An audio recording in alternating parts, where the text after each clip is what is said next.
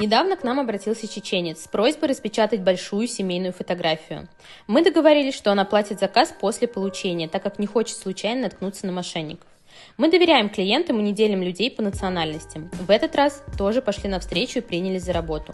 За 2 дня изготовили картину и отправили почтой. Спустя месяц узнаем, что деньги за картину так и не поступили. Попытались связаться, писали в WhatsApp, но наши сообщения не читали и не отвечали.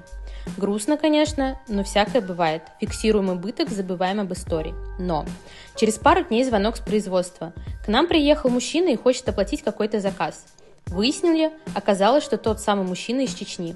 Он потерял телефон и не смог связаться с нами, но он дал слово оплатить и поэтому прилетел в Москву, отыскал наше производство и лично пришел объяснить ситуацию и оплатить заказ.